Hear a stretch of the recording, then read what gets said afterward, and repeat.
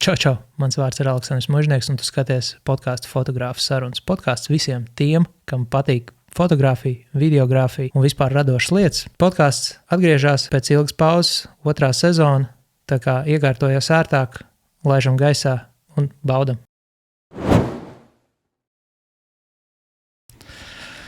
Sveiciens visiem! Ar jums atpakaļ ir podcasts Fotogrāfu sarunas, un šodien pie manis pēc ilga pārtraukuma ir pirmais viesis Arturs Martīnovs. Čau, vecīt! Čau! Man rītīgi liels prieks ir tevi uzņemt pie sevis studijā. Paldies, ka tu piekriti. Pēc ilgas pauzes, pirmā epizode. Maucam? Maucam. Aiziet. Katrs fotogrāfu sarunas sākās ar vienu un to pašu jautājumu. Un tu nebūsi izņēmums. Es uzdošu jautājumu par to, kā sākās tavs fotogrāfijas ceļš, kā tu sāk bildēt. Un izstāst. Man liekas, būs interesanti. Tas būs pagaršs stāsts. Aiziet, nav problēma. Tur jāsagatavojās. Laikam sākšu ar bērnību. Man bērnībā patika arī māksla un viss kaut kas ar to saistīts. Un ļoti patika zīmēt, taisīt visu kaut ko. Protams, vecāki gribēja, lai seja brāļi pēdās, bet mēs bijām divi dažādi cilvēki. Ko brālis darīja?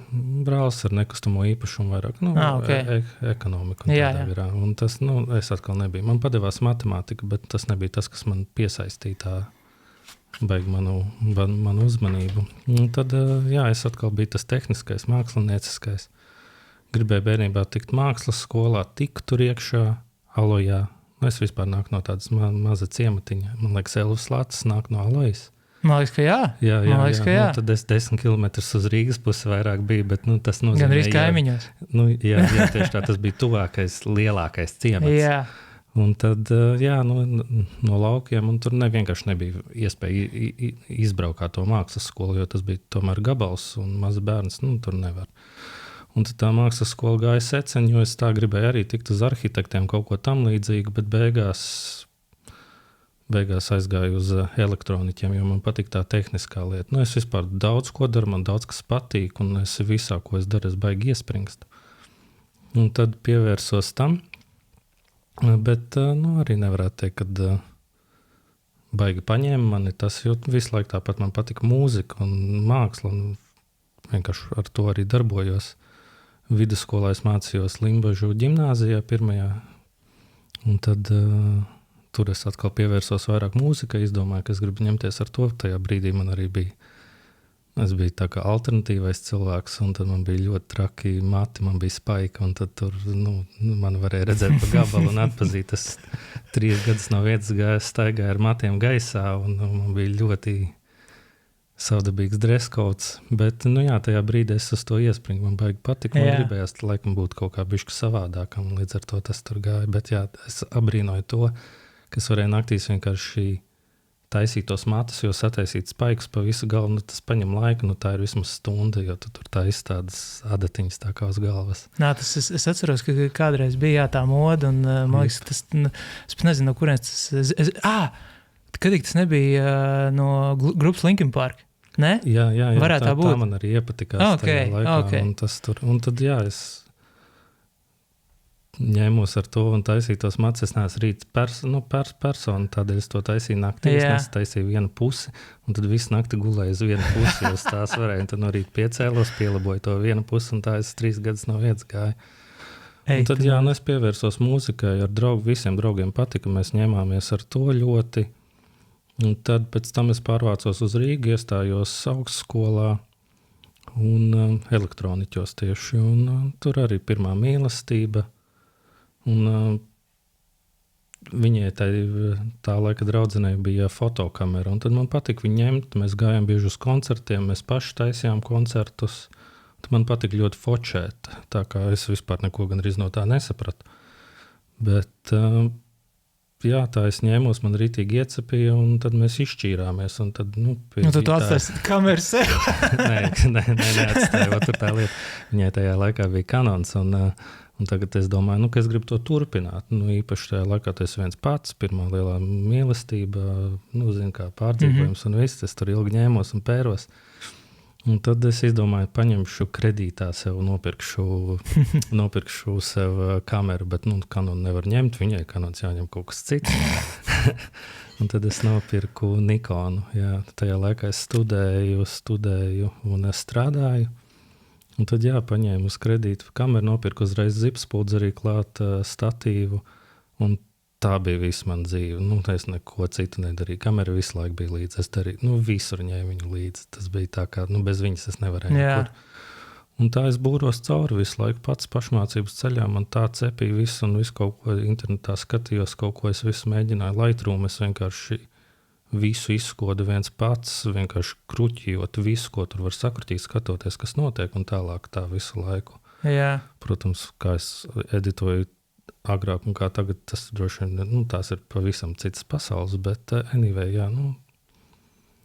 tā es mācījos. Soli pa solītim līdz pat šai dienai. Jā, un tad es, ko es tik nemēģināju. Man patīk tā zipspuldze, ka var strādāt ar to, bet tā kā tajā laikā, es runāju tā kā pensionārs, tajā laikā nebija baigie raidītāji, lai tā zipspuldze palaistu. Oh my God, un tie, kas bija, man liekas, tie bija tik gļukaini. Jo, es atceros savu pirmo pieredzi ar zipspuldzēm, tur bija kaut kādi ķīniešu palaidēji, kas nekad nestrādāja normāli un patējot pa bišķi no viņa tur kaut kāds 5 metrus, viņš jau vairs neko tur netvēra un neraidīja, un tad visādi brīnumi bija. Tajā laikā, man liekas, es vēl bieži bildēju ziemā ārā ar zipspuldzēm čaļus uz skriturslidām, un tad es vienmēr atceros to, ka ziemā viņi vispār nestrādāja, tad viņiem bija ar rokām jāsilda tie uztvērēji, lai kaut kas tur notiktu. Tā kā, interesanti. Vismaz man tāda pieredze, es nezinu, kāda tev tie palaidēji bija un tās zipspuldzes. Man vispār sākumā bija vats 20 metru garš. Okay. Jo, saprotu, studēju, strādāju, nav tā naudiņa tajā laikā tik daudz, un tad nevaru no Amerikas pasūtīt tur tos raidītājus, un tie ķīnieši vēl nebija tik labi pieejami. Es it kā skaitos vecs fotogrāfs, tā varētu teikt. Cik ilgi tu vispār bildē? 11 gadus. Okay. Ilgi. Tu atceries, kurā gadā tu kaut kāds, pirmās bildes uzņēmi? 2006. varētu būt, varbūt kaut kas tāds. Man liekas, ka baigi sen, karači. Baigi sen. Un pirma tā kā nebija tas raidītājs, izmantoja, aizgāju uz masterfoto, viņam bija 20 metrus garš vats, ko tā kā var pie zipspuldzes pielikt. Jā. Un tad es ar to bildēju, un es staigāju man tajā laikā patīk tos koncertus bildēt, un vēl vis kaut kādas arī, aktīvas pasākums. Un iedomājies, ka tev tur čubars tagad mūsdienās, viņš paņem zipspuldzi, 20 metru garu vadu, aiziet kaut kur cauri pasākumam, noliek uz statīvu, un tad ar to vadu fočē. Un tad arī vajadzēja kaut kā gaismu veidot. Tā kā softboxam vispār, ja nebija triggerim, kas tajā laikā tā maksāja, kur tu vēl nopirks softbox. Un tad es softbox uztaisīju no spaiņas, depo veikalā nopirku par 5 latiem spaiņa, dzeltenā krāsā izlīmēju iekšā ar foliju, virsū uzliku tā kā tu šeit paneļiem šito te agroplēvi, kas tā kā difuzē. Aizmugurē spaiņam uztaisīju caurumu ar L-veidu braketu. Visu, ko depo var nopirkt. Saskrūvēju kopā, un tas bija mans pirmais softbox, un es ar viņu sabildēju pirmo grupu tajā laikā. Viņiem vajadzēja bildes, man patika ar to mūziku nodarboties. Un tad sabildēju to grupu ar to spaiņu. Žēl, ka man nav saglabājušās bildes, kā tas spaiņas izskaties, jo tas bija episki. Un tad es arī vēl viens drēbi fotosesiju sabildēju ar to pašu vadu un ar to softbox. Pēc tam jau radās naudiņas. Masterfoto bija tieši atnākuši beidzot tie pirmie ķīniešu raidītāji, kas tajā laikā maksāja tur kaut kādi 30 lati. Bet vismaz viņi beidzot bija pieejami, un tad es viņu nopirku, un tad beidzot vadu varēja likvidēt un tad darboties tādā veidā. Ok. Bet sanāk, ja tu pats tā kā nodarbojies ar mūziku, tad tāpēc tu arī droši vien, kad sāk bildēt kaut kādus tur koncertus, un tas bija, attiecīgi interešu, tas kaut kāds loks tā brīža. Ok. Un kā, teiksim, tu tiki līdz kaut kādiem tur lielākiem šūtiem, un kā vispār tā attīstība līdz varbūt tās, pavisam varbūt tās neseniem laikiem. Kā tā, teiksim, attīstījās? Tā, tas pats sākums bija. Es tā kā bieži gāju uz to masterfoto, un es iepazinos ar masterfoto īpašnieku. Un tad viņš bieži vien man piespēlēja kaut kādas pasākumus arī. Tur bija skolām RTU un viss kaut kas tam līdzīgs. Vienkārši studentu pasākumi, kurus vajadzēja tā kā bildēt. Masterfoto bija sponsors, un tad es tur padarbojos, bet tad es iepazinos ar meiteni, otro lielo mīlestību, tā varētu teikt, un tad mēs aizlaidām uz Nīderlandi prom. Tur es strādāju gandrīz 2 gadus, un visu naudu, ko nopelnīju, vienkārši grūdu fototehnikā. Okay. Sanāk, es biju prom, es tā kā pazaudēju visus kontaktus, ar ko es tur sākumā sāku. Bet pēc tam, es apaugu ar fototehniku, ļoti uz to iespringu, sapratu, ka es to gribu darīt, es vairāk negribu darīt parastu darbu un neredzu arī sev to darot. Un tad es atgriezos Latvijā, un tad lēnā garā sāku, un tas bija ilgs posms, jo tajā laikā vēl nebija tas Instagrams, tur nevarēja tā izreklamēties, un tas paņēma diezgan daudz laiku, bet es uz to baigi strādāju, spiedu, un es sapratu, ka es to gribu darīt, tas man ļoti patīk. Un tā es lēnā garā gāju, un tad reklāma vienkārši bija vārds pa vārdam no katra cilvēka, jo katrs ieteica, katram patika, un tad visu laiku tādā veidā tas mutē uz priekšu un tā tālāk. Un tā es izaugu līdz šim brīdim. Jā, man liekas, ka tieši kaut kādas draudzības kontakti pie mums Latvijas tirgu ir ļoti, ļoti svarīgi. Jo tu nezini, kur rītdien tu ies kaut kur iepazīst kādu jaunu cilvēku, un varbūt tas tev aizvedīs pilnīgi uz kaut ko nenormāli foršu, jaunu, kaut kādas iespējas pavērs. Par teiksim, kaut kādām iedvesmām runājot, kā tu, teiksim, ikdienā iedvesmojies, lai teiksim, uzturētu savu radošumu formā un turpinātu darīt tas, ko tev patīk darīt? Jā, šobrīd ir tā, ka droši vien tas ir Instagrams un internets. Man vispār no bērnības patīk skatīties bildīt žurnālos. Vienmēr vienkārši man patīk skatīties bildes. Es skatos, ko citi dara un kā tas izskatās, un tad es vienkārši man prātā tas paliek, kā tas izskatās. Es vienkārši varu ņemt skatīties, un ja man kaut kas patīk, es to cenšos atcerēties, vai man iepatīks tā ideja, un tad es viņu cenšos realizēt. Man arī svarīgi dabūt to rezultātu, kā es iedomājos galvā, jo vienkārši man liekas, ka tā ir tā kā tāda vīzija vai kaut kāda, tu vienkārši redzi acis priekšā, kā tu gribētu, lai tas izskatās, un tad es ļoti iespringstu, lai dabūtu to, kā man galvā tas ir. Cilvēki ir, kas kaut ko uzzīmē un vēl kaut ko, bet man ir tas, ka es redzu to, un tad man vienkārši gribas to parādīt bildē, ko es redzu tajā, kā es iztēlojos to. Okay. Kaut kā tā. Labi. Varbūt pastāst par savu, teiksim tā, draudzību ar Color Time, kā tas vispār aizsākās un kā notiek jūsu sadarbība šobrīd. Tas, man liekas, varētu būt interesanti.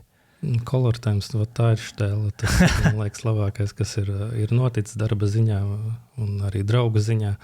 Mēs esam tā kā draugu apvienība, aģentūra, bet mēs visi esam draugi lēnā garā. Vienkārši esam apauguši līdz 12 cilvēkiem.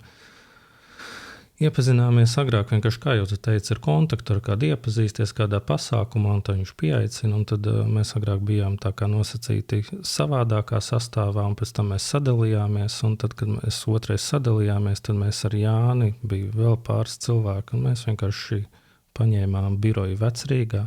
Sākumā bija plānots, tur varētu studiju uztaisīt, bet beigās mēs to izvērtām kā ofisa telpās un sākām tur darboties un lēnā garā apaugām. Vienkārši, mēs sākām kā draugi. Mēs iepazināmies, mums bija kopējs intereses, vienādi uzskati, un tā mēs vienkārši ar laiku uzaugām lielāki. Un tagad, mēs esam bet liela komanda. Diezgan liela un populāri džeki, pie kuriem vērsties dažādu radošu, man liekas, projektu īstenošanā.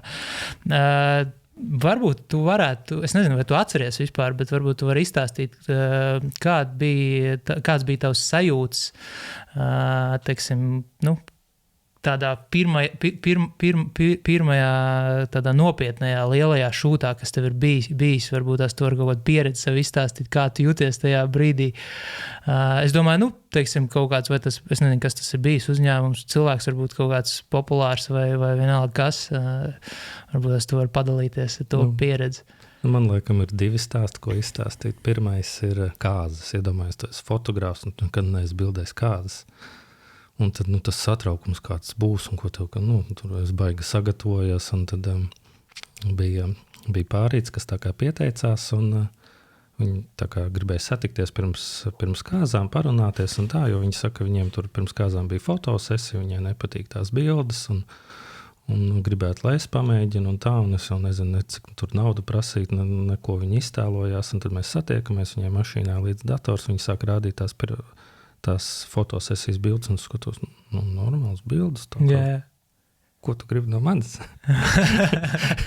Tā kā es baigi neko labāk neuztaisīšu, bet viņi, ka tur augums un tā un šitā un blā, labi saprotu, kas tur par lietu ir. Sabildēju tās kāzas, viss bija labi, un pēc tam pie datora tur cītīgi pastrādāja, pielaboju, ko maksimāli vien varēja pielabot, un tad aizsūtīja tās bildes, un viņi pēc tam teica, ka atkal jāsatiekās, es jau domāju, kas par vainu. Viņi atbrauc un iedod vēl aploksni ar naudu, tikpat, cik es prasīju sākumā, vienkārši viņai patika bildes, viņa bija sajūsmā un bija ļoti apmierināta un vienkārši iedeva vēl to naudiņu. Ok, labi, jā. Un tas bija tāds pirmais lielais stress, jo, saprot, tev rāda tos piemērus un tie ir tādi, tur ir viss labi tā kā, ko, es taču tur neko labāk neizdarīšu. Bet, beigās viss bija labi, viņi bija priecīgi, es biju priecīgs, viss bija labi. Un tad laikam neilgi pirms es biju atgriezies no tās Nīderlandes, man mamma atsūtīja, kad Samanta Tīna meklēja fotogrāfu, un es zinu, tāds jauns gurķis, un tur tagad jau topošā tā kā zvaigzne, un tad man bija satraukums, un es aizsūtīju portfolio. Man viņa atbildēja, un tas arī bija pirmais satraukums, kas kā būs, es taču neesmu strādājis ar tādiem cilvēkiem, bet tur arī viss izvērtās ļoti labi, un bija forši, viņai bija fotosesija apģērba sponsoram, un tad viņai bija iedots kurpes, kas bija, nezinu, kaut kāds 5 izmērs pa lielu, un tāds, vienkārši tur bija papēdes aizmugurē šitāda sprauga. Es sēdēju visu nakti un fotošopā to kurpu taisīju mazāku, lai nav tik traku un arī baigi iespringu, un tad arī tā sadarbība ļoti labi izvērtās, un mēs jau strādājam kopā ļoti daudzus gadus, jā. Kaut kā tā. Tad tādas 2 lielākās, pirmās lielās tādas pieredzes, būdams, jau gandrīz nopietnas profesionāls fotogrāfs. Gandrīz, tas bija pats sākums. Jā.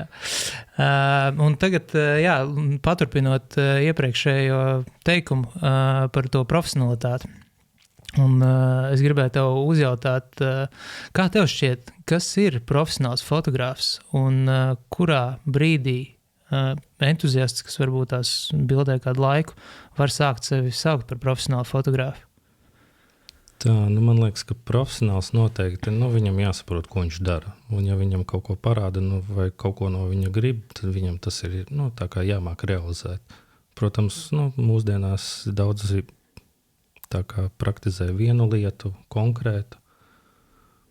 Es savā dzīvē esmu ļoti daudz ko bildējis, ļoti daudz kam gājis cauri, un tad man tā prasme kaut ko uzbildēt, es ļoti daudz ko varu uzbildēt, un man arī patīk tā dažādība, bet man liekas, ka profesionālam vienkārši ir jāmāk realizēt klienta vēlmes. Tev liekas, ka tu esi profesionāls fotogrāfs?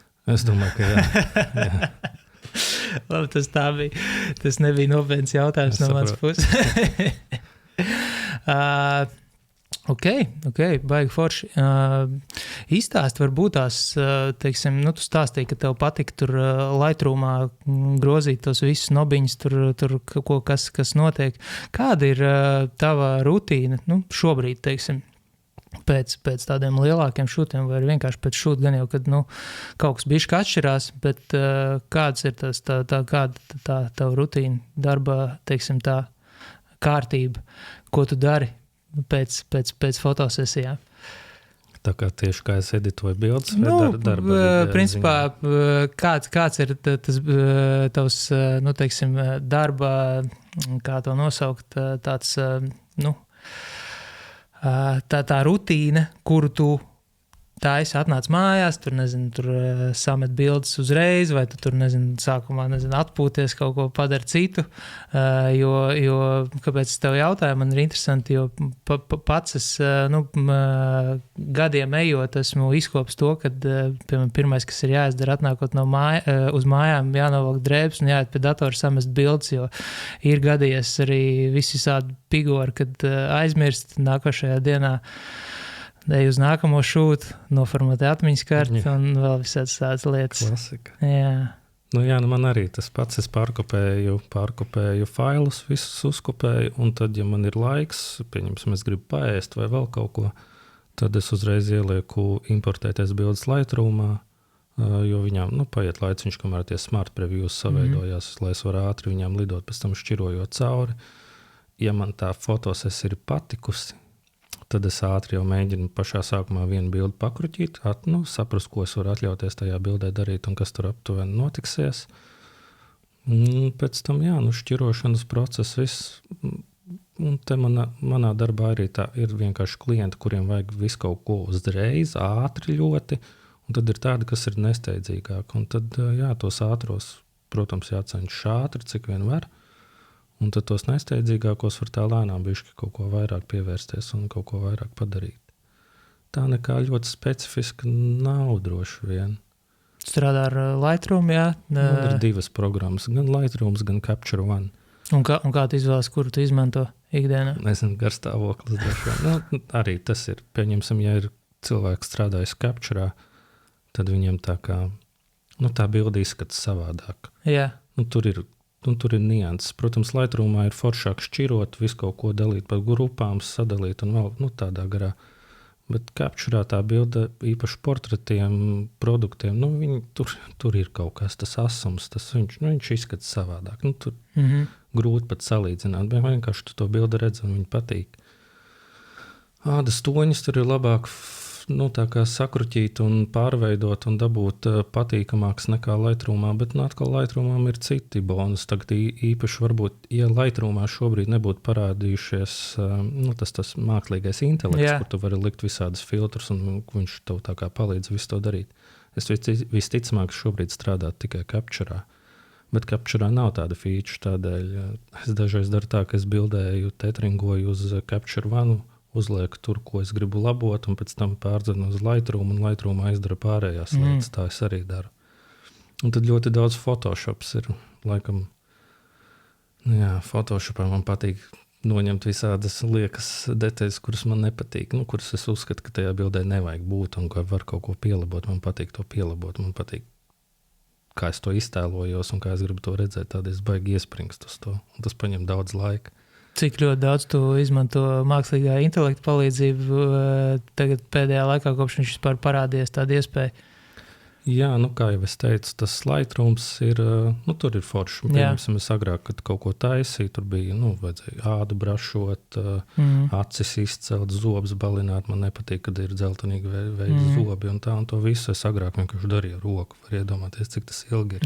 Es varu iedomāties, tāpēc es to nedaru. es nevaru.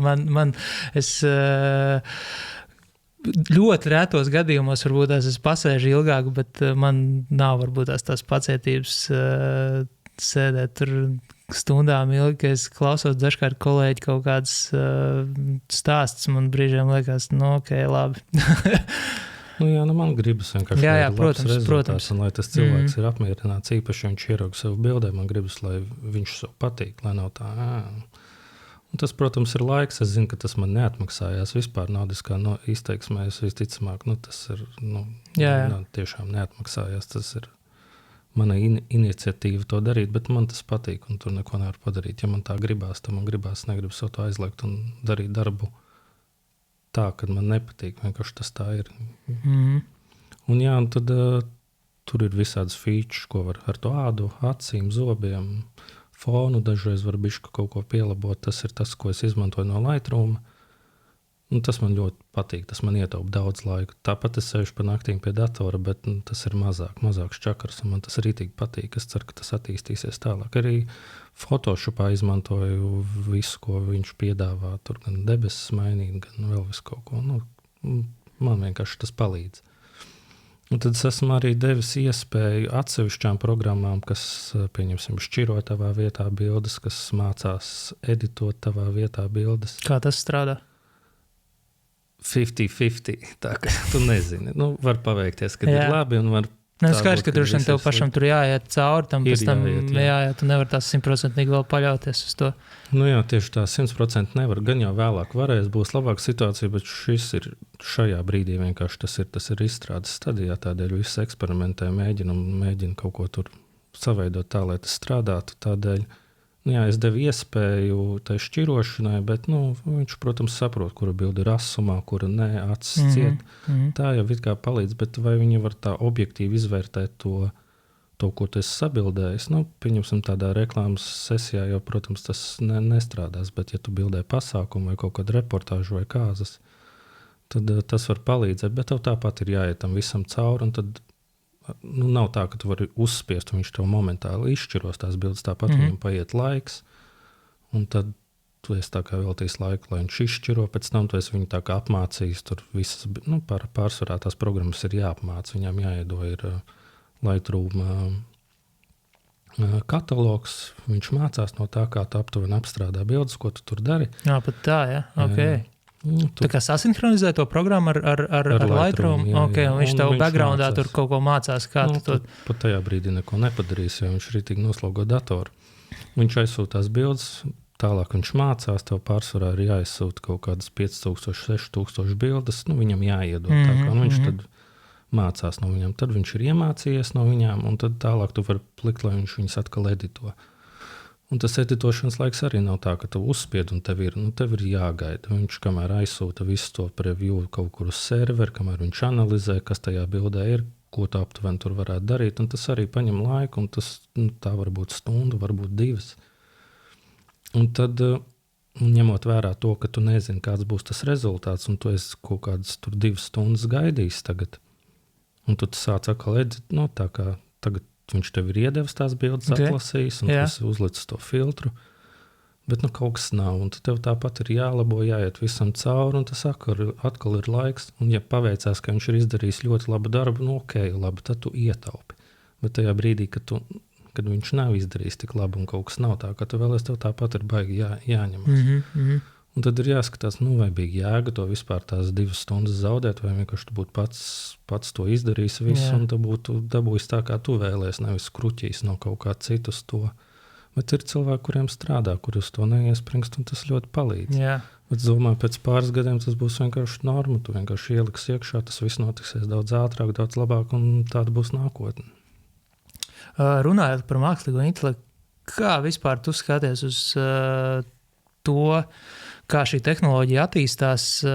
Daudz tagad runā, kad fotogrāfiem darbu tur atņems, un ņemot vērā, ka visi šitie bilžu ģeneratori strādā jau tik ļoti labi, ka brīžiem tās bildes nevar atšķirt no īstenības. Es gan neesmu joprojām nevienu bildi redzējis, kur tomēr nevar atšķirt, bet ir cilvēki, arī es esmu saskāries, kad tomēr neredz to atšķirību, tāds parasts, nemirstīgais, bet parasti cilvēks parastais, laikam tā jāsauc ir, ka viņš vienkārši neredz to atšķirību.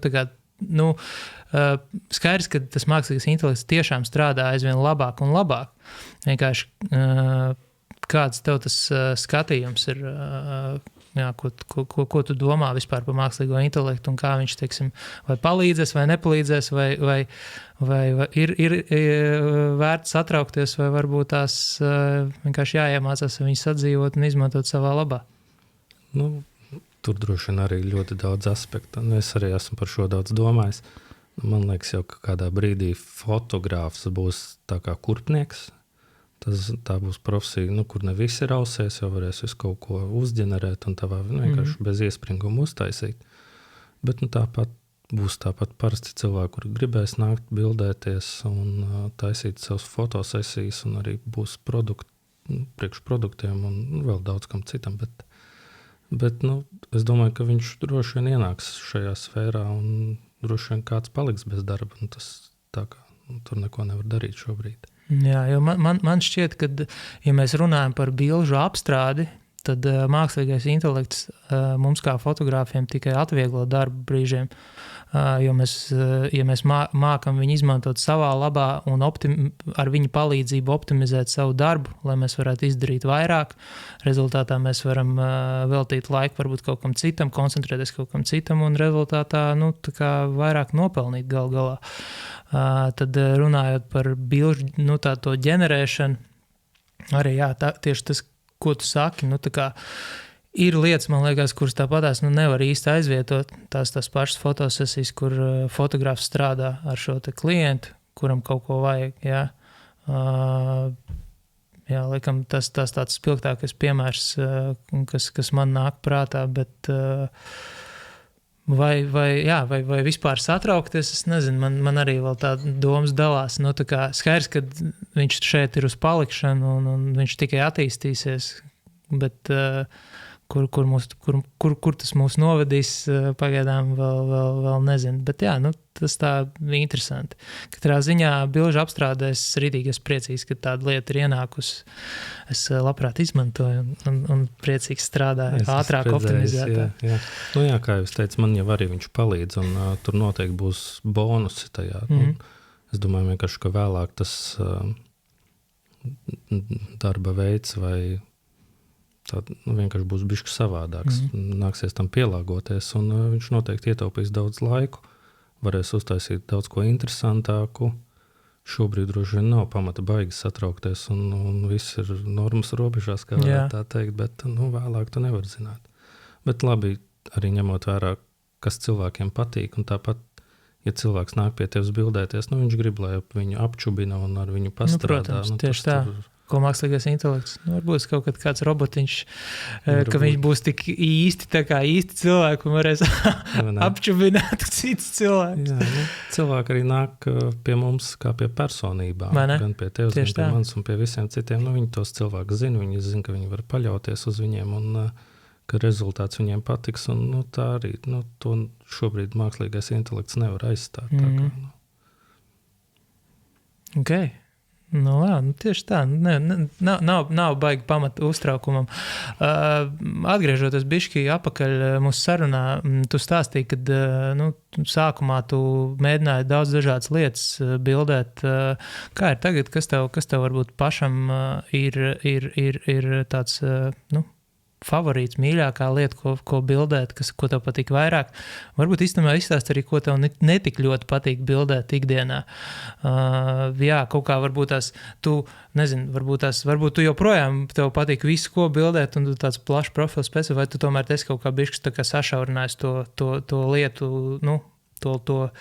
tās lietas, kuras tu tā kā labprātāk bildē. Un droši vien arī, tev jau cilvēki pie tevis griežās droši vien ar kaut kādām konkrētām lietām, tā kā vairāk šajā, teiksim, laika periodā. Tur nezinu, ja tu kādreiz tu tur visu laiku koncertus bildēji, tur pamatā, tad tagad pie tevis nāk, klausies, Artur, rekurs studijā ir tas un tas, te reklāmas šūts tāds un tāds, tā, lai tu saproti to jautājumu, ko es gribu no tevis. Jā, tagad noteikti es esmu tā kā sašaurinājis to bildējamo zonu. Jā. Es esmu atteicies jau pāris gadus no kāzām. Kāzas man patīk bildēt kāzas. Jā. Tā kā ļoti man patīk tur darboties. Bet pie nosacījuma, ka es redzu, ka pārim acīs ir mīlestība. Kad es redzu, ka viņi ir, šitie ir divi īstie cilvēki. Man patīk ar to darboties. Bet ir arī bijis tā, ka to nevar tā redzēt, un tu īsti neizproti, ko tu tur dari, un tas man nepatīk. Vai arī cilvēki, tā kā viņi grib tās smukās bildes, bet viņi negrib iespringt. Tur vīrs ir izdomājis, šito es iepriekšējās kāzās darīšu, šito es vairs nedarīšu, un vēl visādi citādi aizspriedumu. Un kāzas paņem ļoti daudz laika pie datora, vismaz man, kamēr viņš atšķiro pieķeries, un tās bija parasti arī nedēļas nogales un piektdienas, sestdiena, un tad tu vienkārši nomauc to visu, un tad tu esi negulējis nogurs, un tad vēl tev tās bildes jātais, un tas paņem tik daudz laika. Un tad es sapratu, ka vienā brīdī šito es tā kā pamēģināšu vienu gadu nebildēt, un tas bija baigi labais gads.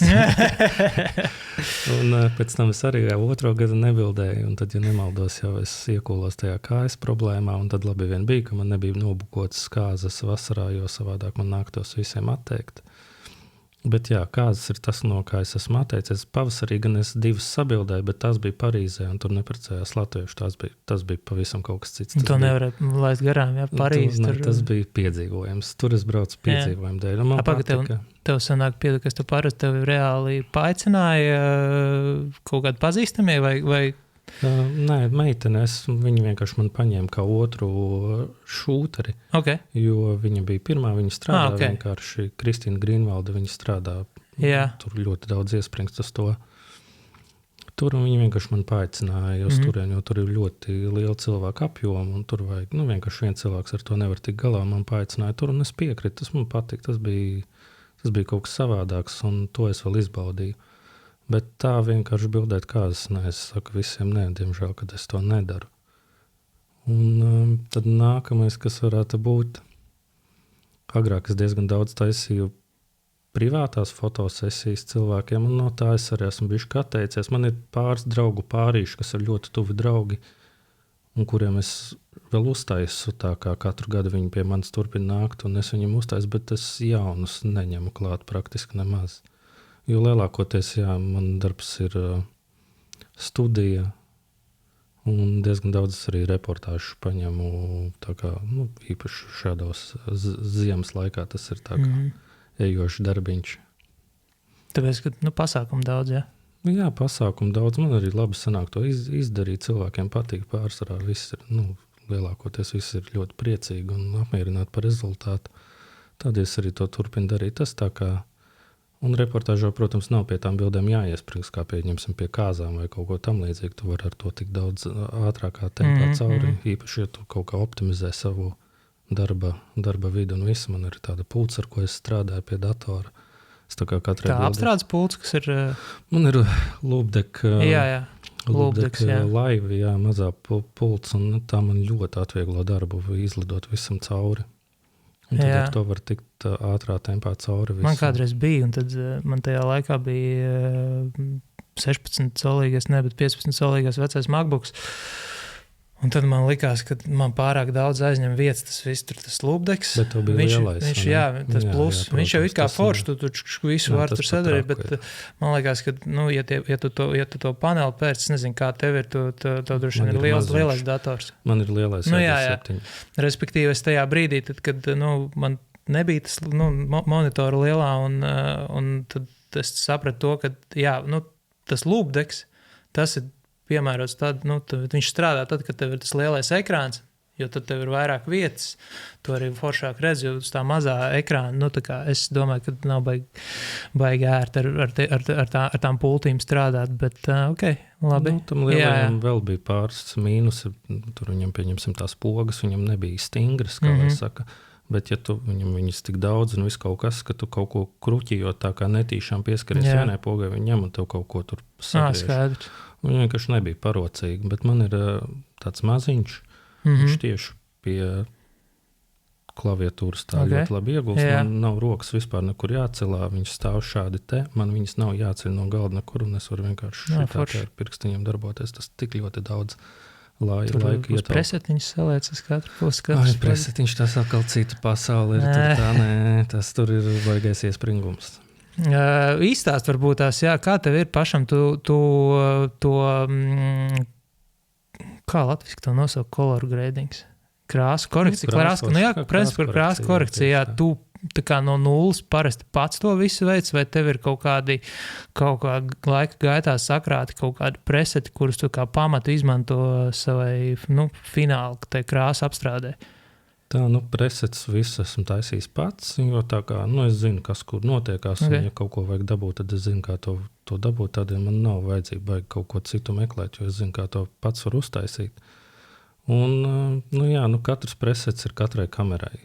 Pieņemsim, tagad salīdzinoši nesen, tā varētu teikt, esmu pārgājis uz bezspoguli, tur pavisam cits sensors, un tie preseti, kas bija sataisīti agrāk, tur nedara vienkārši. Arī Lightrooms ar laiku aug, un visi tie vecie preseti, tas vispār nestrādā.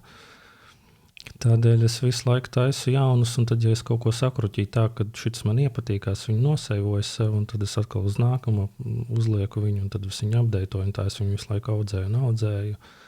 Bet pārsvarā man ir tāda maza bāze, ko es zinu, ko man vajag tajā bildē izdarīt. Tās ir noteikti tas kā lai saka.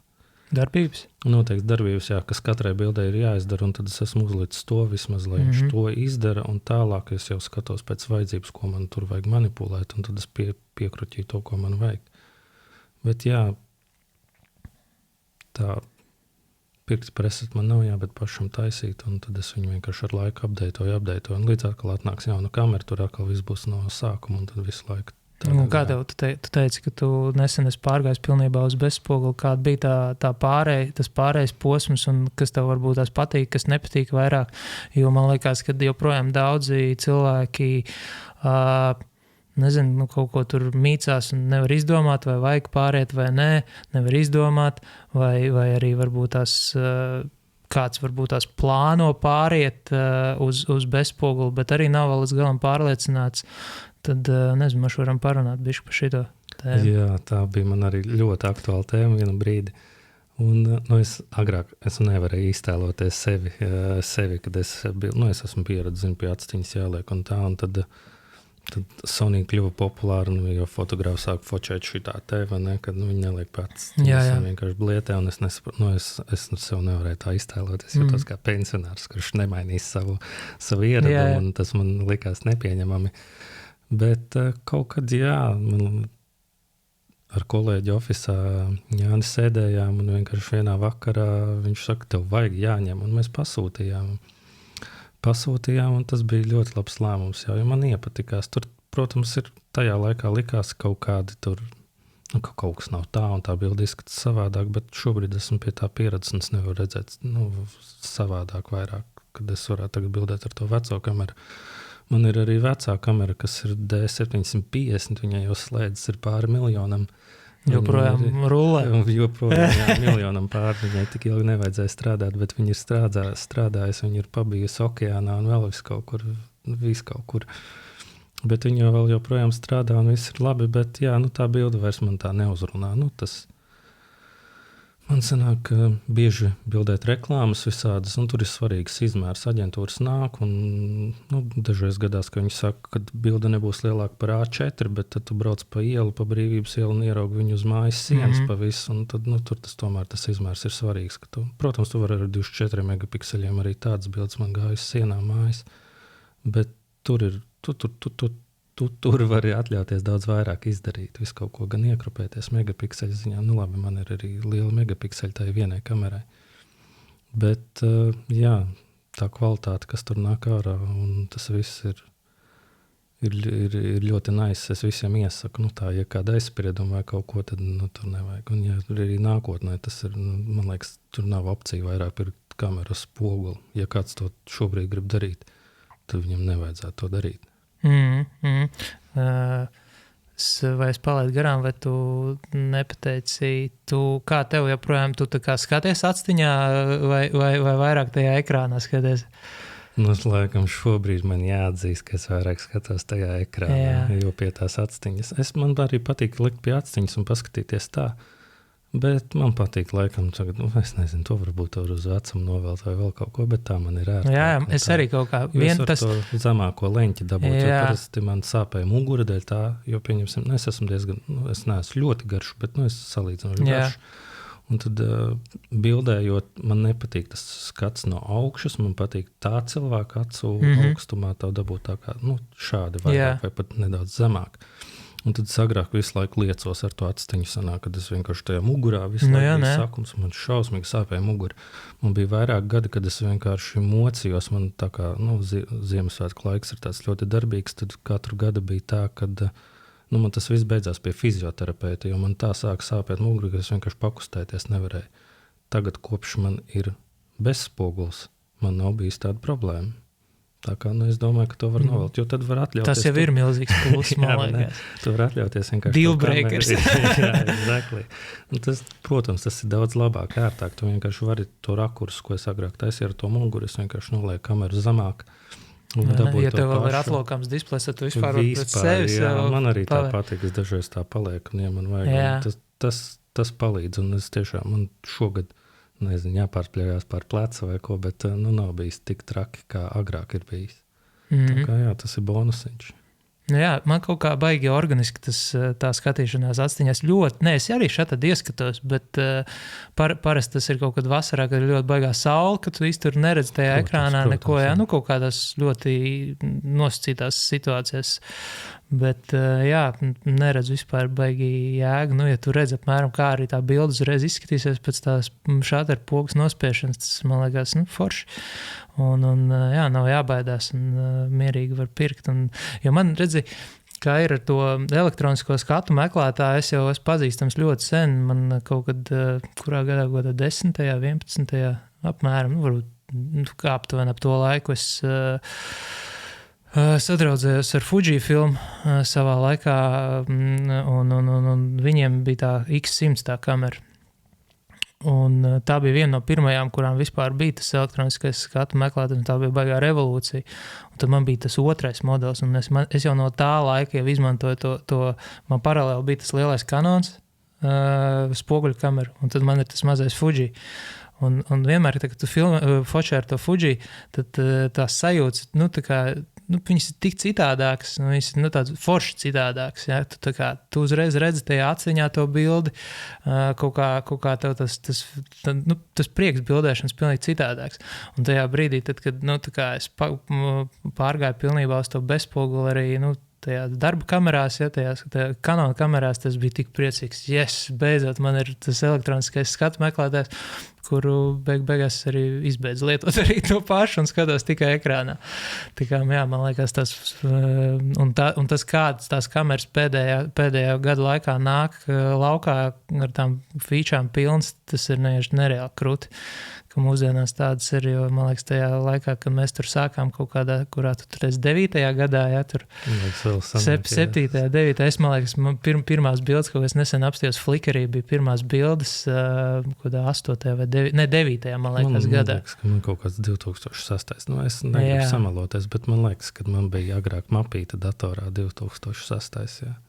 Es īstenībā kaut kad nesen, es tā kā domāju, kad bija tas, kad es sāku bildēt, man liekas, nav jau tik baigi daudz gadi, pagaši īstenībā, ja tu tā paskaiti, ej, tu nost vienkārši. Bet laiks ātri lido. Bet, kur es tev gribēju uzjautāt, it kā mēs esam bildējuši, ar kameru rokās esam ļoti ilgus gadus. Kad tu saprati, kad, šitais ir nopietni, un tas ir tas, ko es gribu darīt tagad, iet all in, iet, prom no darba un pievērsties tikai tam. Jā, tad, kad es aizbraucu uz to Nīderlandi, es tā kā ciktīgi strādāju, es darīju tur ļoti daudz dažādas darbus, vienkārši, lai piepelnītos, un tur es arī uzkrāju diezgan lielu dzīves pieredzi. Es tur darīju, es pat nevaru raksturot to, ļoti daudz ko dažādu, un tad, kad es atgriezos Latvijā, es sapratu, ka es vairāk negribu neko no tā. Es tā kā gribu darboties ar to, tas man ļoti patīk. Un tā tas aizgāja. Es uz to vienkārši gāju. Es zinu, bija, protams, daži brīdi, kad vienkārši tev nav ko ēst, tā varētu teikt. Bet es uz to citīgi gāju. Man likās, ka man tas patīk un ka darbam ir jābūt tādam, kurš tev patīk. Un tas man ļoti patika, un es tajā tā iegrimu, kad es vienkārši neredzēju, ka es darītu kaut ko citu. Listās man kā tas strādā, tu atgriezies no Nīderlandes, tu esi bez darba, bet tev ir tas foto tāds, hobijs, kuru tu gribi tā kā attīstīt un padarīt par savu profesiju. Tu kaut kādā veidā izmanto tos vecos kontaktus, kas tev bija pirms tam, lai vismaz kaut kādus pirmos darbus. Vienkārši man liekas, tāds izklausās tā, es atbraucu, un tad uzreiz man ir darbs, ko bildēt. Tā nebija, tas bija lēnām, tas bija ļoti lēnām, tas bija sāpīgs process, tas bija ļoti, Cik sen tas bija? Tas bija kaut kāds 2011, 12. Es tagad atkal labi, nav tik būt, bet pasen jau. Pasen, jā, protams. Tie kā var teikt, pirmsākumi. Un tad bija sāpīgi, protams. Un es joprojām turpināju tur pirkt tās tehnikas un visu, ko vien varēju sapirkt. Tā kā apaudzēties. Un tad bija tā, kad es sāku bildēt DJiem, bija tāds funky breakout, Atceros, jā. Neviens neraksta. Un tad tie džeki izdomāja, ka viņiem vajag bildes labas un tā, un tad viņi paaicināja mani. Un viņiem arī iepatikās, un tā es pie viņiem paliku. Un tā, kā viņiem bija tas pasākums, es gāju pie viņiem. Tur bildēju, pelnīju naudiņu, cik nu varēja. Protams, cipari nebija lieli. Bet pēc tam es arī sapazinos vienkārši, kā gāju kaut kur, ar kādu iepazinos. Un tas bija tāds laiks vienkārši, vienalga, kur tu aizgāji, tu ar kādu iepazinies un dabūji kontakts, un katram tajā laikā kaut ko vajadzēja. Un tā vienkārši gāju uz priekšu tādā veidā un tālāk, vairāk. Un tā arī aizgāja tālāk tas viss. Okay, bet sākums bija grūts. Tas nav viegli. Zinieš, tā kā sanāk, bet tu atgriežoties no Nīderlandes, tu tā kā dzīvoji viens pats? Nē, mēs ar meiteni okay. draudzeni. Un tad jūs kaut kā tur tos līdzekļus tur grabinājāt kopā, jo kaut ko tur šeit atlikts, kaut kas no Nīderlandes kaut ko atvedāt bišķi. Kaut kas, protams, kaut kas bija palicis, bet tas tāpat tērējās. Un vajadzēja dzīvokli iegrūst naudu. Tas bija tāds, laiks, ko es droši vien tagad negribētu otrais piedzīvot. Jā. Wow. Un forši. Izklausās ļoti labi. Jo man arī, tā kā sanāk, šitais laikam ir bet otrais pilnais gads pilnīgi freelancā. Ļoti ilgi arī tā kā gribēts un lolots sapnis ir piepildījies. Ļoti ilgi es nevarēju saņemties šim solim. Paralēli strādājot kafejnīcā. Tur tie pēdējie kaut kādi gadi paralēli ar visu bildēšanas apjomu palielināšanos bija ļoti smagi, bet kāpēc es to saku? Tas ir par to, ka, ja tev kaut ko ļoti gribās, tad, teiksim tā, saņemoties kārtīgi, man liekas, var daudz ko panākt un sasniegt, es domāju. Jā, manā variantā laikam nostrādāja tā, nezinu, varētu teikt, spītība, neatlaidība, jo savādāk. Es domāju, cik ir pazīstami agrāk, kad bija visādi fórumi un vēl vis kaut kas, daudz vienkārši sāk darīt kaut ko citu. Jo tajā laikā nebija viegli, tev vajadzēja baigi iespringt un baigi iet un censties to darbu darīt labi, lai tu varētu kaut kur tikt uz priekšu. Un ne visiem bija tā pacietība iet cauri tam visam, vienkārši vieglāk bija darīt kaut ko citu, lai tā kā sadarīt. Ok. Klau, tu esi diezgan veiksmīgi izveidojis savu karjeru un teiksim tā, izgājis daudz un lielai skolai cauri. Kā ir vispār tagad pēdējā laikā? Tu turpini savu kaut kādā veidā izglītot foto jomā, mācies kaut ko jaunu, apmeklē kaut kāds workshops, kurs vai arī vienkārši tu esi sasniedz tādu līmeni, kad tu atlaidies un dari vienkārši savu darbu un baudi, tā kā ir tev? Dzīvē nevar visi iemācīties. Tu nevari būt labākais visās jomās, un tāpat vienmēr būs jāmācās. Un es uzskatu, ka vienmēr tāpat ir jāmācās vēl kaut kas jauns. Nevar apstāties. Ja man liekas, cilvēks apstājas pie kaut kā viena, tad drīz arī viņš, viņa radošums pie tā arī var beigties. Es, pēdējos 2 gadus varbūt es esmu bišķi palaidies, es neesmu baigi ieciklē, kā lai to raksturo.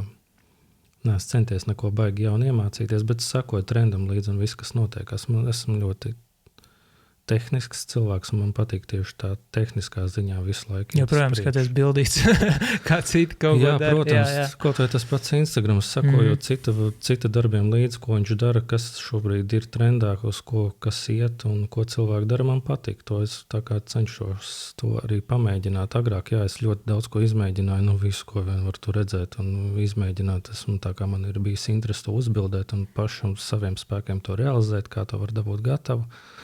Bieži vien ēdot, man patīk paskatīties, kas ir jauns, ko cilvēki dara, kāda ir apstrāde. Ja man ir kaut kas, ko es esmu ieraudzījis un es nezinu, kā to dabūt, tad es vienkārši izmantoju YouTube, mēģinu to atrast un pēc tā pamācīties. Bet joprojām YouTube šeit tad ir ļoti palīdzīga lieta, izpalīdzīga, kur var atrast kaut ko jaunu vai kaut kā ietaupīt tavu laiku, jo būs tur kāds indietis, kas ir kaut ko ierunājis, kaut kāda knifa. Tie paši labākie. Kurš būs ierunājis un parādījis kaut kādu knifu, šito es nezināju, šis man varētu labi noderēt. Un tad, agrāk es skatījos YouTube'ā ļoti daudz tāds Carl Taylor Viņš tieši uz produktu foto ir, un agrāk es veltīju ļoti daudz laika tam. Visu laiku vienkārši fonā vai skatījos vai ko, skatījos tos knifiņus, kas un kā. Agrāk arī patika pastaigāt pa workshopiem, paklausīties, ko citi dara un tā. Nu, vispār jau arī, kad es izēju kaut kur sabiedrībā un sanāk ar kādu cilvēku sastapties, tāpat es jau nonākam pie fototēmām un parunājam arī to, ko viņš dara, un kaut kādas aktualitātes tajā ziņā. Bet, jā, to mācīšanos, gribētos jau droši vien kaut ko vēl uzzināt jaunu. Es tagad skaties, kas tāds interesants ir, bet droši vien vajadzētu. Jā. Man liekas, ka arī laikam mainoties, mainās mūsu uztver, un mēs kā cilvēki mainamies, un varbūt tas, kas mums tagad ļoti, ļoti patīk, tev patīk, tad pēc gada 5 tu varbūt to vairs vispār nedarīs un skatīsies tā, kas tas tāds bija. Jā, vai arī, tas bija ok, bet tagad rekur es daru kaut ko pilnīgi citu. Tajā laikā, kad es sāku bildēt, pieņemsim tajā pulcītī, tajā laikā bija populāri, ka tu zipspūdus šāvi taisnajā sejā arī pieņemsim. Un tā kā pludināja to fonu, un tagad tas ir atpakaļ trendā. Jā, tas ir Tad vienu brīdi bija tā, kurš tā bildē, tā neviens vairāk tas ir old schools, bet tagad atkal tas ir atgriezies trendā, un tagad TikTokā vai vienalga, kur tu skaties, tas trends ir atpakaļ. Aplūduši foni, neāsas bildes, tagad tas ir mākslinieks. Vienbrīd tas bija, exactly. Kas tas tāds, jā. Exactly, jā. Tā kā tas laiks iet, visu laiku mainās. Tāpat kā mūzika atnāk atpakaļ topā.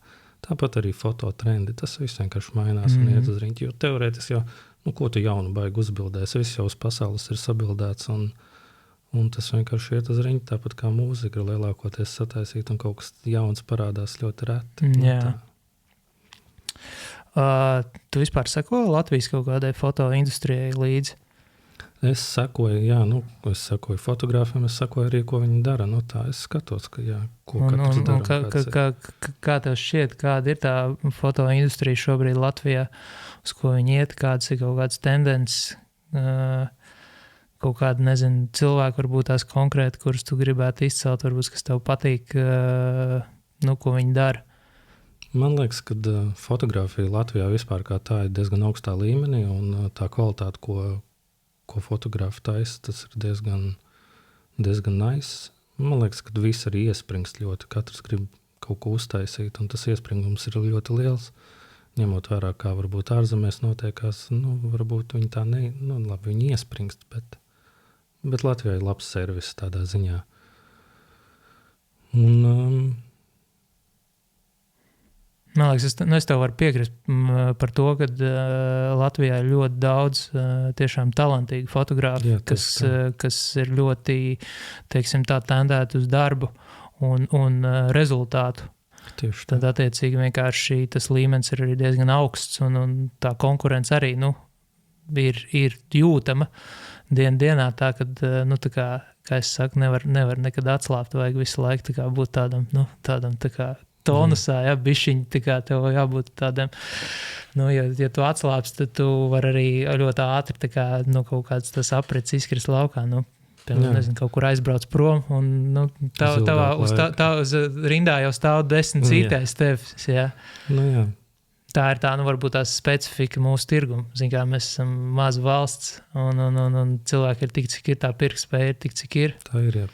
Jā. Konkurence ir liela, bet arī tas, ka ir vajadzīga tā dažādība, jo, pieņemsim, viens cilvēks nevar izdabāt visiem, tas vienkārši nav iespējams, jo cilvēki ir dažādi, ļoti dažādi, un kas strādā vienam cilvēkam, nestrādā otram cilvēkam, tādēļ tā konkurence ir, bet arī vajadzīga tā dažādība, tādēļ, kas nedara vienam, dara otram, un nav tā, ka tur grāb to darbu no rokām ārā, bet katram ir savas vajadzības klientam, un viņš arī iet pie tā cilvēku, ko viņš ir saskatījis, kas var realizēt tās viņa vēlmes. Jā.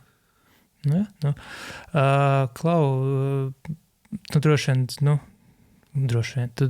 tu esi savas fotografu karjeras laikā sadarbojies ar ļoti daudziem brandiem, uzņēmumiem, cilvēkiem un tā tālāk.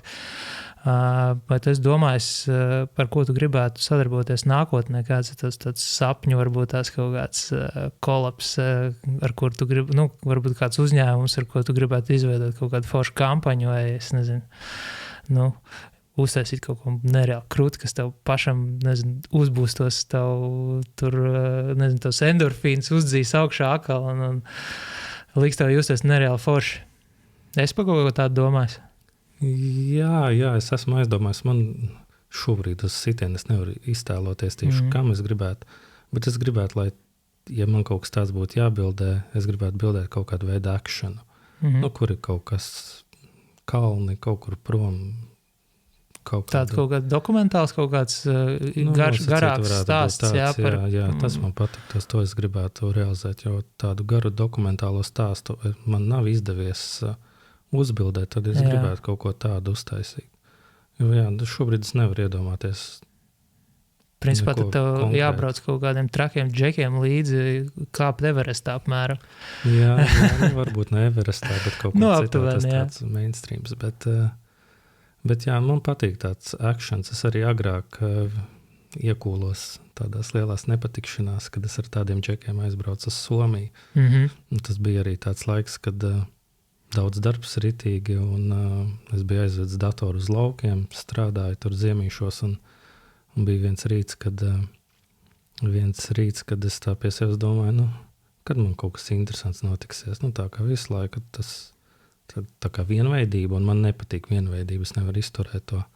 Ja kaut kas ļoti atkārtojās, tad es to tā kā nevaru panest. Varbūt 2 dienas, 3 dienas, bet pēc tam man liekas, es šito vairs nevaru tā kā panest. Tādu intensīvu.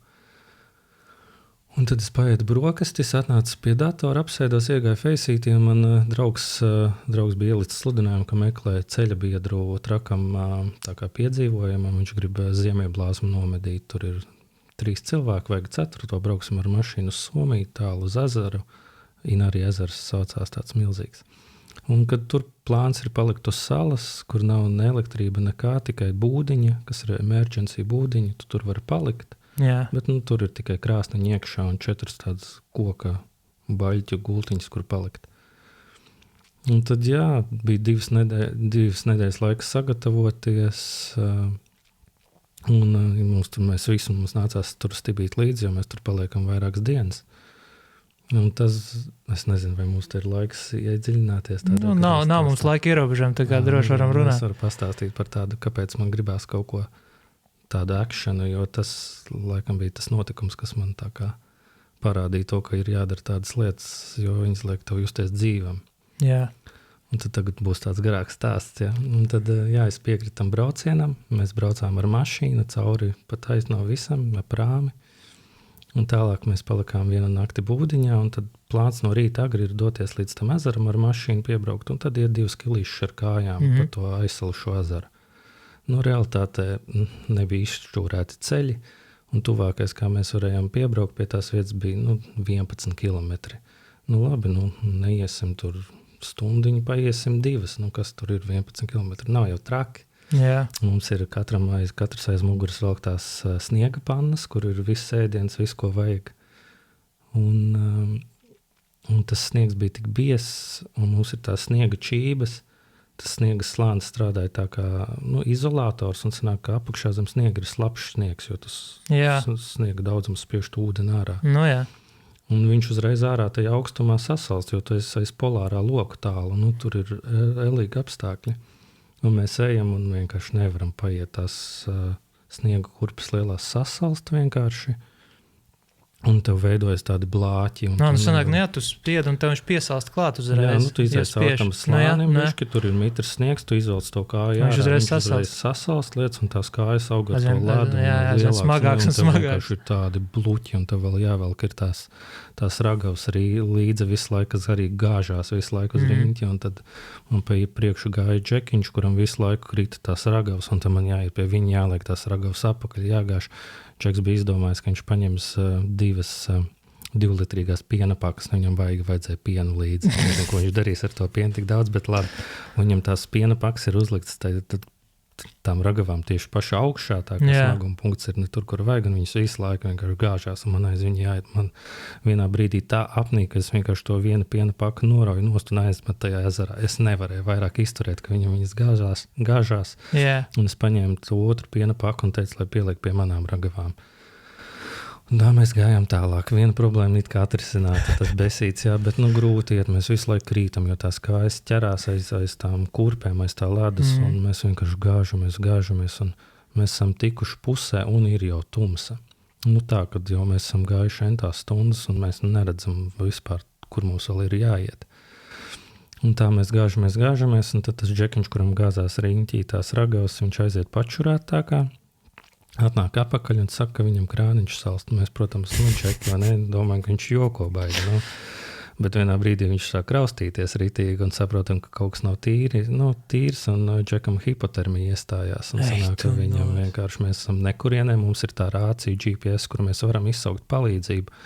Bet tā palīdzība var ierasties arī pēc stundas, pēc 2, vai tu nezini kad, un tur nav laiks domāt. Džeks kratās, un tur ir viss slikti.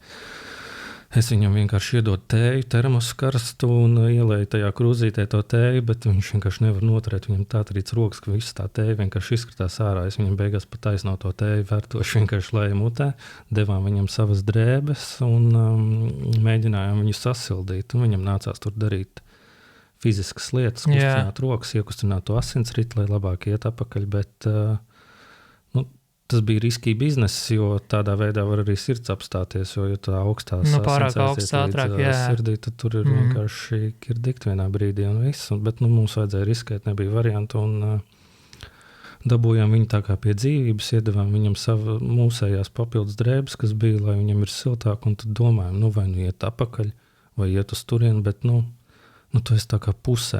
Tas iet apakaļ nozīmē tieši to pašu, kas iet līdz galam. Jā. Mēs izdomājām, iesim līdz galam vienkārši. Un tā mēs gājām tālāk pa to tumsu, joprojām krizdami tur visu laiku, domājot, dusmojoties un lamājoties. Un tad mēs jau izretojāmies, jo katrs ņēmās ar saviem dēmoniem, un tas nav viegli. Fiziskais vienkārši man kājas krita nost, un es vienā brīdī pārpūlēju vienu kāju, tā, ka es nevarēju viņu vairāk pacelt. Vienā brīdī es arī nokrītu ar galvu sniegā, vienkārši tā kā tāds paklūpa nokrīt, iekrīt ar to galvu sniegā, un man pārņem tāda rītīgi laba sajūta, tāda eiforija varētu tā teikt, viss ir silti, viss ir labi, tev ir acis cieta, un tev tu jau, tev pārņem tiešām tāda ļoti laba sajūta, bet tajā brīdī tu tā domā, cik labi tev var būt, ja tu guli ar galvu sniegā. Tev ir galva sniegā, un tu tā kā saproti, ka šitas noteikti nevar būt labi, un tā arī cilvēki nomirst. Vienkārši to pārni, tev ir ķermenis tā nogurs, un tu vairāk nevar to izturēt, ka tev vienkārši gribas nekustēties un palikt. Un tā arī tie cilvēki tajā sniegā visticamāk nosalst, un tad nāks sev vienkārši teikt celies, un tad tu piecelies vienkārši rūgdams. Vēl es to kāju vienkārši vilku blakus, jo es viņu vairāk nevarēju pacelt, un visu laiku lamājos, jo tu nevarēju to izturēt, un tad es pie sevis arī saku, es gribēju piedzīvojumu, jo pirms tam man likās, ka viss ir tik vienveidīgs, un man gribējās vienkārši to action, bet es negribēju nomirt tā kā, es gribēju action, bet es negribēju to.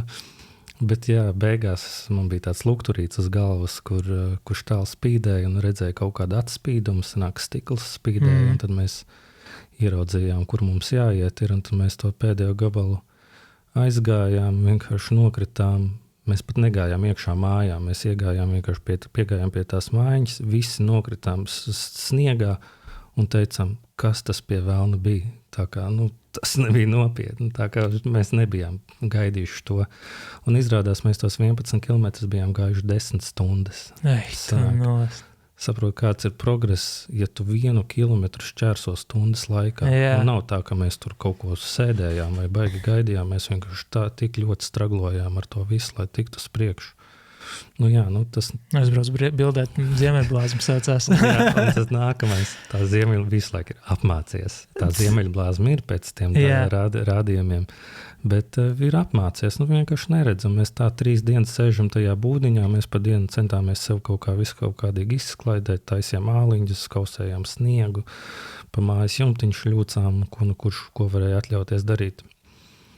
Man bija ļoti sapūlēta kājas, baigi nevarēja tā pārvietoties. Un tad bija pēdējā nakts, mēs sapratām, ka mēs apakaļ ar kājām neaiziesim, jo man joprojām sāp kāju, otram čekam arī sāp kāju, un mēs vienkārši neesam vairāk gājēji. Tad es biju Instagramā piesakojis tur vienai meitenei, kas nodarbojās ar tā kā turistu grupām. Viņai sniega moči.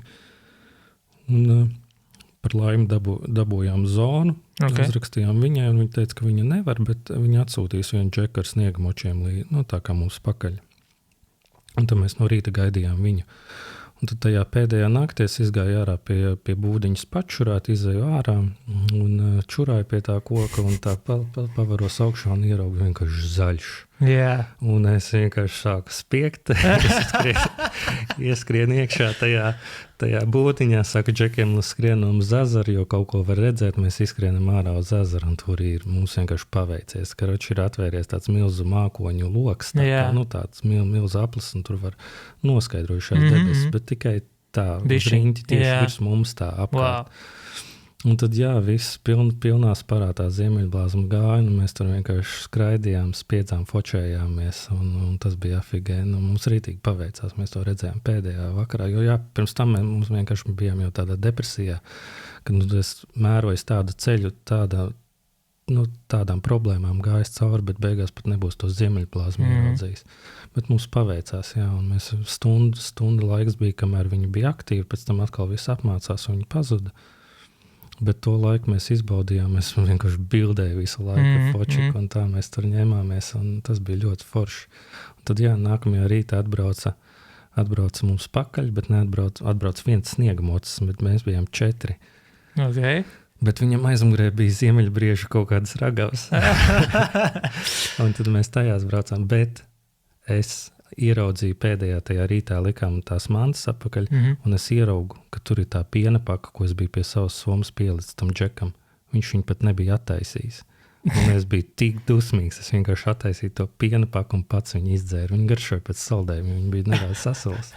Bet džeks tā tik ļoti bija centies ar to savu pienu, ka viņš beigās viņu pat nebija attaisījis. Tas bija traks piedzīvojums, un tad es iekritu azartā, man patika piedzīvojumi, man likās, ka tas ir tas, kas jādara, ir vienkārši, lai tiktu prom no ikdienas rutīnas, un tas man turēja pie dzīvības. Pēc tam daudz visādos piedzīvojumos, iekūlos, man ir bijuši daudz visādi atgadījumi, un daudziem tas liekas tā kā baigi traki, viņi tā nevarētu. Es pats arī esmu ļoti kautrīgs cilvēks. Jā. Bet tieši tās situācijas man izvelk ārā un liek darīt lietas, kuras tā kā ikdienā nebūtu iedomājies, jo vienkārši es piekrītu lietām, es nemāku pateikt ne, un beigās tā improvizācija viss noved pie foršiem notikumiem. Runāt par piedzīvojumiem, skaidrs, kad fotogrāfa darbs ir forša lieta, bet visam ir kaut kādi limiti, un arī mēs piekūstam, un mums arī vajag atpūtu. Kā, teiksim, tu uzlādē savas baterijas pēc ilgstošiem, teiksim, darba periodiem, smaga darba periodiem šobrīd? Nezinu, tas ir kaut kādas sportiskas aktivitātes, tie paši piedzīvojumi, kā ir tā kā ikdienā, kā tu tā kā sevi, teiksim tā, atslēdz no tā darba. Jā, šitien arī man pa laikam mainās. Tas vienkārši nav tā, ka man ir viena darbība, ko es daru visu laiku. Visu laiku kaut kas tajā mainās, visu laiku kaut kas jauns atrodās. Pēdējā laikā man ir velobraukšana. Es agrāk ļoti daudz mīnos ar riteni, un tad pirms sanāk 3 gadiem vienkārši izdomāju, ka man vajag apdeitot jaunu riču, ka es gribu uz to iespringt un ka vajadzētu pakustēties.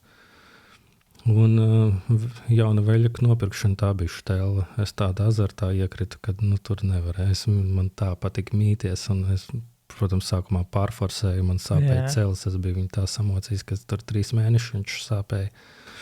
Bet veļuks man ļoti palīdzēja, un es baigi azartā ar viņu iekritu. Man agrāk arī, kā jau teicu, patika braukt ar viņu, bet, pēc tam, kad es nopirku to riču, man iepatikās vēl vairāk vienkārši mīties. Un tad, visu laikā bija iespējas mīnos ar ričuku. Vienkārši tagad šogad es nenominos tik daudz, cik es gribēju. Bija lielākas ekspektācijas, bet, šogad arī vajadzēja vairāk pastrādāt, tādēļ sanāca mazāk laiks. Un otrs ir pastaigāties. Man ļoti patīk. Mēs ar draudzeni parasti dodamies kaut kur pa pastaigu, takām, mežiem, vienalga, visu kaut kur es vienkārši čekoju Google Maps atrod kaut ko jaunu, un tā mēs braucam uz turienu un staigājam. Izdomāju aptuveno maršrutu, paskatāmies un vienkārši braucam staigāties. 10 kilīšus varam nostaigāt vienkārši kaut kur pa nekurieni. Tas man ļoti patīk, jā.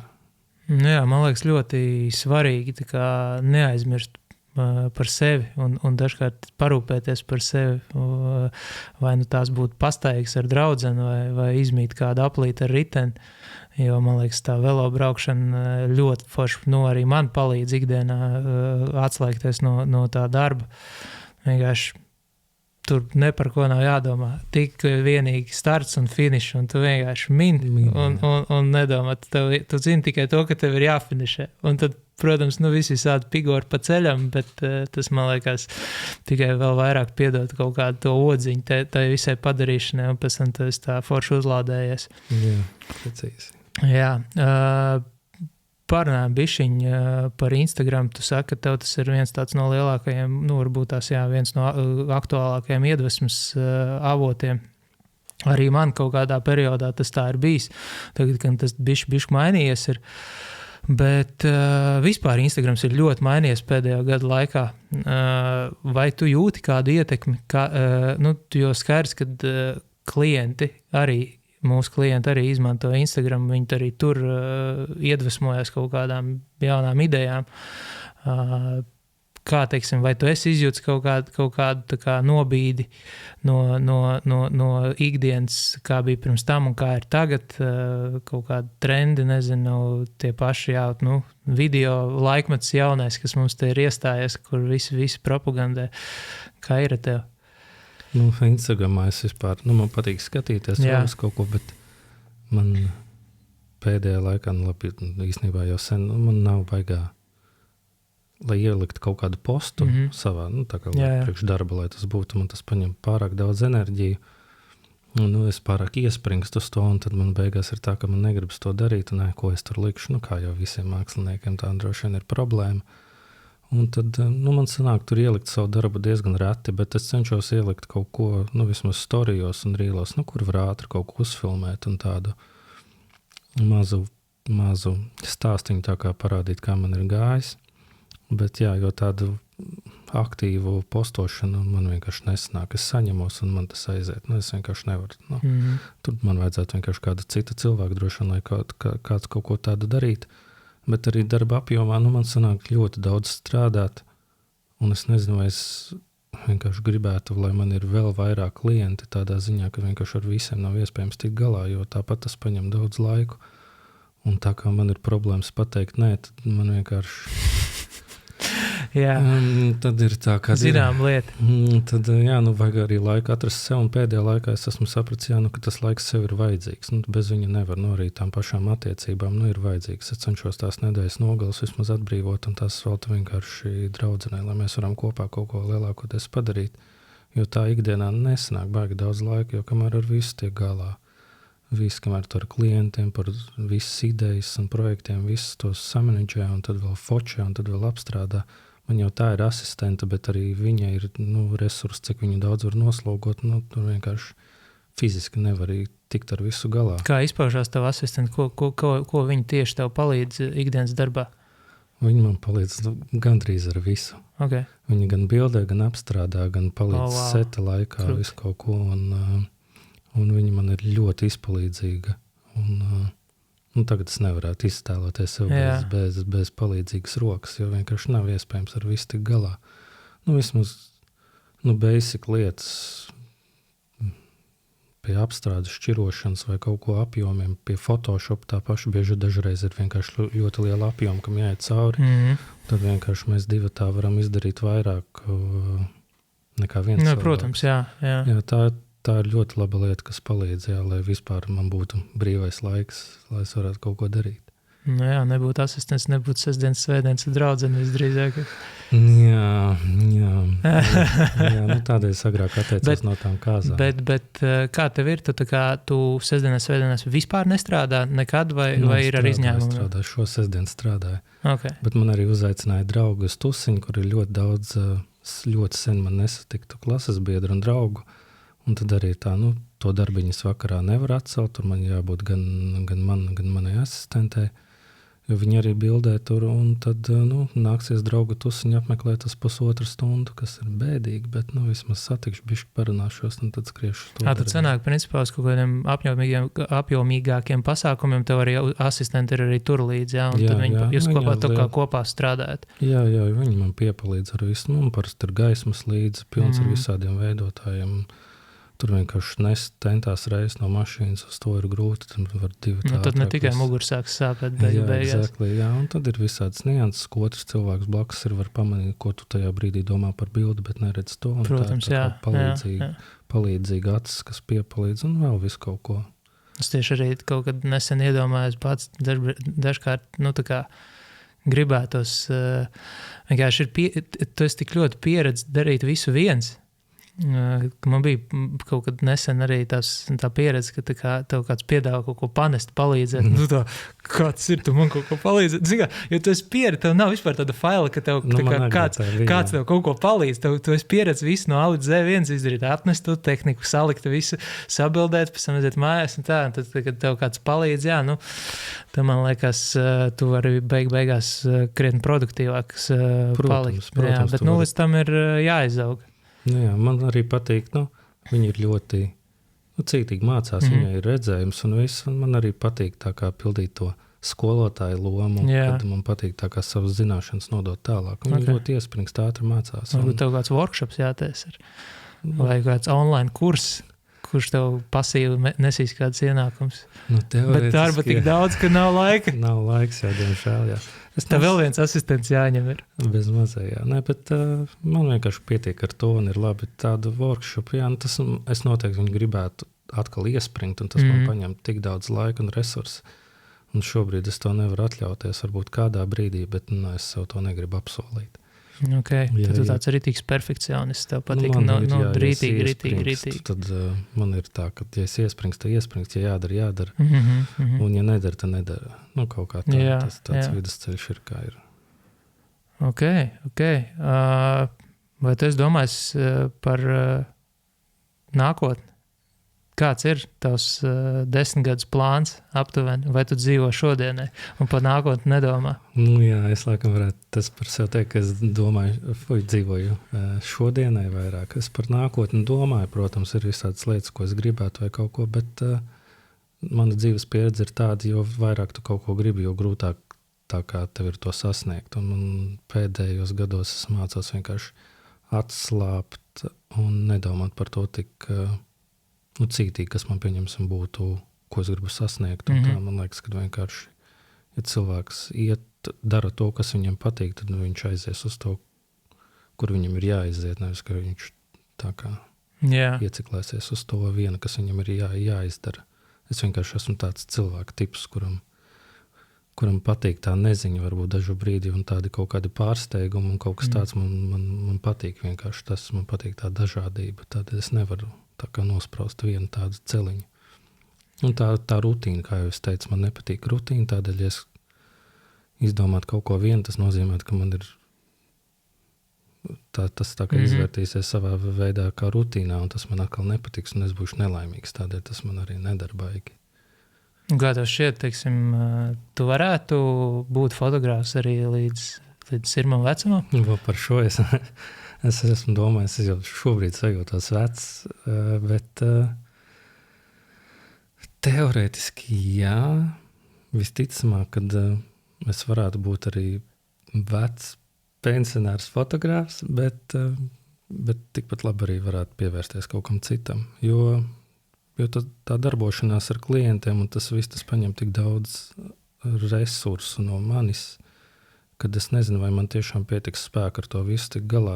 Protams, es izsitījušos līdz tam brīdim un varbūt kaut kā tikt ārpus Latvijas, lai vienkārši Latvijas tirgus ir kāds ir, un ar to tu tur nevar baigi daudz spēlēties vai variēt.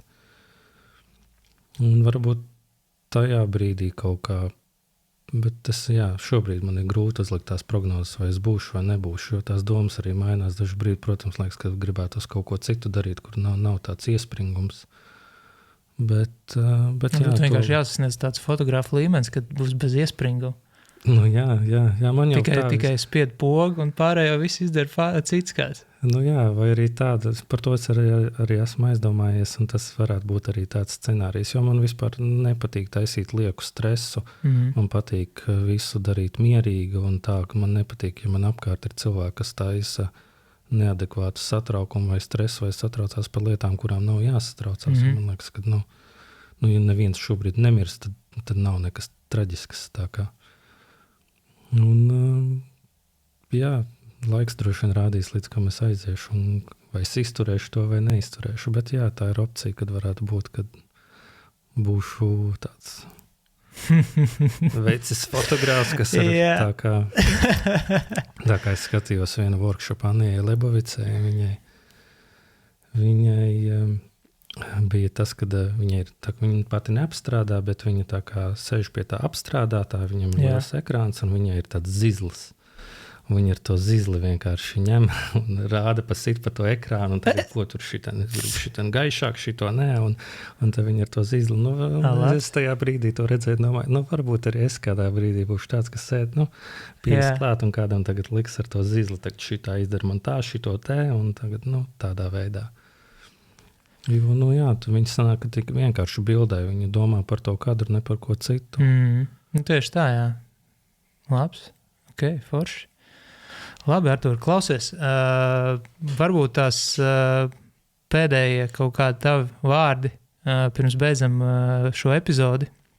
Kaut kāds novēlējums jaunajiem censoņiem, esošiem censoņiem, vai draugiem kaut ko pateikt, mammai, tētim, draudzenei kaut ko. Wow. Nē, es te varētu izplūst, bet es nezinu, vai tik daudz atkal laiks būs. Protams, jāpasakās draudzenei par to, ka viņa iztur mani tik daudz, manas darba stundas un visa.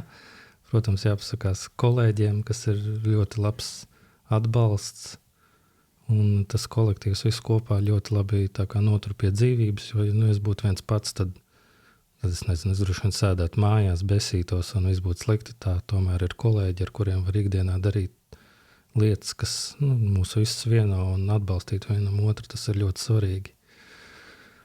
Un jaunajiem droši vien to neatlaidību.